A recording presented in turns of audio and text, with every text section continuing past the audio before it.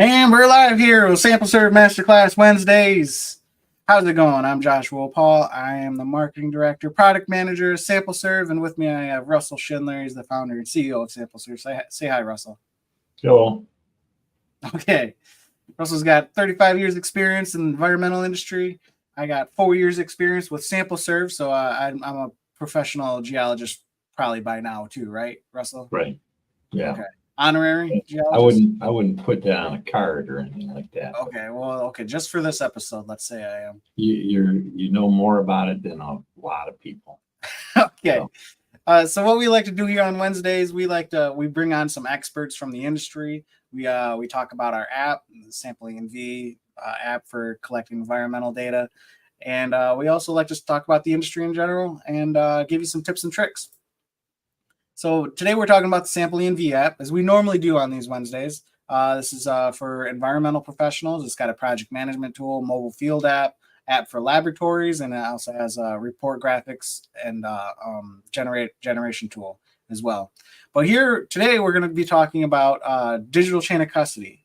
So essentially, Russell, go over like the process of how we ended up getting this digital chain of custody come about through your experience in the field. So actually there's always been this kind of idea that we need to be able to get the samples to the lab in a lot less problematic fashion than paper written documents, right? Mm-hmm. And what really spawned it all is my penmanship. I literally have horrible penmanship. I try to write nice. I still very often can't read my own writing. And so I prefer typing and, so people can read it. And so we, and it was also another guy, a guy named John Phillips from Ford Motor Company, who's like the top environmental guy there. Yeah, she goes, Russ, if you could come up with a digital chain of custody process, that would be killer. Because that's our biggest pain point is chain of custody and having to enter all that data in. And so just that one conversation and that challenge, I literally sat down and was like, okay, how is this going to work? And I just, over a period of weeks, just started working through some flows, and at the same time, digital technology was improving. That was part of it. And so we came up with some good ways of doing it, and actually then submitted some patent applications as a couple of versions of it. And we actually got awarded the patent. So that's pretty cool. That's really the beginning of it. And then being able to do everything completely paperless. Literally, it's all, these aren't even paper. These are actually vinyl, like polyvinyl labels. Mm-hmm. So there's actually no paper involved. And you send that digital chain of custody. It looks like a regular chain of custody, but you send that to the lab and they are able to receive it using a separate lab app that we built. And we're also working on a way to do it just even without a mobile device. You'll be able to do it right on your desktop with a camera, be able to scan the QR codes and then be able to just receive that. And then there's no typing in data, right? There's labs don't have to log all that stuff in. It's just a nice, smooth transition. Now, if they do some, different types of checklists, they'll actually have checklists that they'll do at the lab. And right now they do them on a paper clip or a clipboard, on a piece of paper. Yeah. And they scan that and send that in. We'll be able to, we can eliminate that already as well. They do the checklist right on a mobile device. And we'll move that checklist to a desktop computer as well. Yeah. And the most common workflow right now is paper COCs. Field people filling out these COCs in a parking lot before the shipping company closes or the lab closes. Yep. And that's a very time consuming aspect of their day. And another aspect is these paper COCs eventually have to become digitized. No matter where they are, they could start out. The data. Somebody's got to type in that data somewhere else. And so it only makes sense to just start out this process in a regular. It makes it faster. It's less prone to typos and transcription errors. And, and here's the thing. Here's the other thing that people don't really realize. Like if I create a sample location, I call it MW-1, right? And then somebody, from that point on, no one ever has to type MW-1 ever again. Right. The lab doesn't have to type it in, because that data just gets transferred. And so you don't end up, what happens a lot of times, the lab will go MW1, right? They forget the dash, or Right. Yeah. there's a small case W, or Yeah. whatever it is. In the software, right? It goes like, it's a different well, it's a different location, because it's got a different name. Just one character can be the difference. And so there's a lot of problems right there that are eliminated just by going digital and staying digital. Yeah. So Russell, I'm going to play this video featuring our digital chain of custody and explain the process here. So whenever you're collecting a sample, we get an authentication on the user, the person collecting that sample, through a 3-part authentication. First part is your username and password, right? Everyone knows you're going to never give up your password. You're also going to sign your name on the device, and we capture that. And then you're going to take a selfie. So those 3 parts of authentication on the user, we know with certainty who that is. We also get a date and time stamp, and we get a GPS location every time you collect a sample and every time you transfer custody. So with those 5 points now, we know with certainty the who, the where, and the when of every sample collected and every transfer of custody. And that's all documented. So you'll see Jonathan here. He was already logged in, took a picture, signed his name, and then hit the print button. Labels have the date and time stamp right on them and that signature. And here's a copy of what our digital chain of custody looks like. You can send that file as a PDF, a data file, either JSON or XML.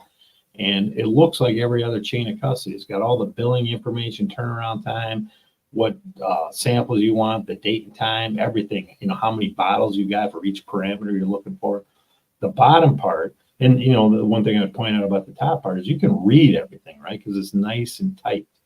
It's not some poor penmanship. And then the bottom part, we actually break out who collected each sample. So I know it's hard to read right there, but one gentleman collected all those samples. There's this date and time, and his name typed right there. Those are all the sample IDs that he collected. Yeah. And then when he transferred custody to me, he signed his name. There's a date and time stamp there. That signature and that selfie are captured right there. He then gave those samples to me. I received custody, date, time, GPS, signature, selfie, captured there, and then I took them to the lab.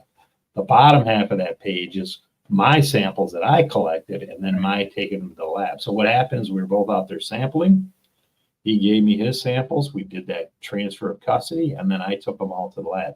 So every sample has a unique path of custody all the way to the laboratory. So if you want to know, like, all right, who touched MW5, we'll be able to tell you who touched MW5.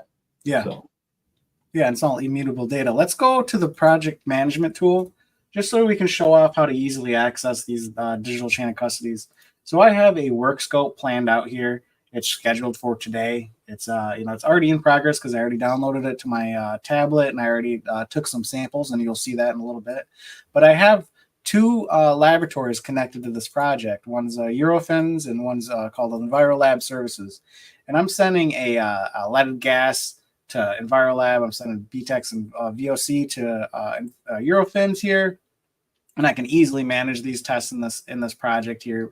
By clicking the manage test button, I can change this work scope. Yeah, it's very, very common, not super common, but but it does happen on a certain percentage of cases where one lab doesn't do a particular parameter. So when you're collecting those samples, maybe you're doing PFAS, and that lab doesn't do PFAS, and so you're going to send the PFAS samples to a different lab than the other samples. And so we're able to do that and generate those separate chains of custody to the different labs at the, in one step, basically. So it keeps everything very neat and organized. So once I have this work scope saved, I can head over to the COC details here. I can enter all the information that I'd like to enter on my COC. I got project information, client information, shipping information, invoice information, order number, all that stuff. I can change between the 2 different COCs for each laboratory. And I can also access those chain of custodies before I go out in the field. So let's say if I'd like to download like the paper version of that chain of custody, I can download each one. You see here, it has a separate link to each chain of custody for each one. And that separate one is going to contain only the bottles and the with the well IDs for the samples that I'm sending just to that laboratory there. Yeah. And you're allowed to pre-print the chain of custody. Obviously, it doesn't have the date and time on there, because sometimes people want to, have a paper copy and throw that in the cooler right away, and you just write the date and time right on there, and then everything else would be already completed. So yeah. And let me show you here about how this chain of custody is going to change in real time on this platform as we head over to the field app here and start transferring our chain of custody. So as you can see on my tablet right here, I'm sharing the screen on this tablet. I've already gone in. On this project work scope here, I have Modern Well 3 and 5 here scheduled for some sampling here. I already came in and collected those samples. You can see it's marked as complete right here. Just to save some time. Yep. Yep. So I've already gone in and collected all the data for those 2 samples. And now I have 2 samples in my custody. So I'm going to hit the custody button here up at the top right. And so what it's going to do is it's going to sync your data to the cloud, make sure that all the stuff that you have in your project is updated on the cloud. And then I have access to my 2 samples, or my 2 different laboratories that I can choose from to generate this chain of custody. And this is only for the case that I'm sending samples to 2 labs. If it was just 1 lab, it would send me directly to start, doing it for the 1 lab. So we'll start with the Pittsburgh one here. I'm going to select the top one. You'll say the Pittsburgh lab guy courier showed up, and you're going to do the chain for him. He's going to pick up the samples. So here are the 2 samples in my custody. I got MW5, MW3. So I'm going to select both of those. I'm going to hit the transfer button on the bottom here. So I'm going to hit the direct transfer here. And this drop-down list here is who I can transfer to. Let's say if I was going to direct transfer to a guy on my team, if I'm giving my samples to somebody on my team, this is when I could hand off samples to them, or I could be handing off samples to somebody in the laboratory too, if they're using the laboratory. So right now I'm just going to go Joshua Paul, which is my name. I'm going to sign. And I'm going to take a selfie. Now this signature and selfie right here that I just took, this is what's going to show up on the chain of custody after I've completed this. So right now what I can do, I can print a custody seal. And this is going to be for my cooler here. Let me make sure that I have my my printers turned on. I haven't turned it on in a while, so we might have to wait a minute. Starting up, and this is our little field printer that we have. This is completely optional, but this is definitely a handy thing. I'm going to be able to print labels in the field with this.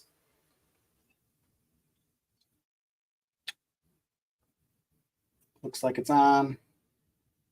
So I'm going to pick how many custody seals I'd like, depending on how many coolers I have. I just have 1 cooler right now. And you can see from that picture that would be in place of the custody seal that people normally fill out by hand and seal the cooler with. Yeah. You can print right there, and it actually prints out a custody seal. And the key feature of that custody seal is that QR code. Yeah. So and that QR code is going to give the lab a lot of access to the COCs automatically when they scan that using the lab app. Yeah. And we're going to go over multiple options in the future that we're going to have for the laboratory to get to access that chain of custody as well. So let's go back here. I have my custody seal, slap that on the cooler. Now let's say I'm at the laboratory. Or the courier is there to pick it up. Or the courier is there to pick it up. I'm going to now hand this tablet over to them. I'm going to hit this review and accept button down here at the bottom left. It's going to give me a overview of what I'm transferring to them. I'm going to hit the continue button. Now this is the lab courier that's handing off the tablet to them. Yeah. They're going to sign. I'm going to write lab. This would be the lab courier's name. And he would also take a selfie as well. A blurry one. Yeah. And now that that's finished, what I can do is I can send this digitally right now to anybody I'd like. I can hit the share COC button right here.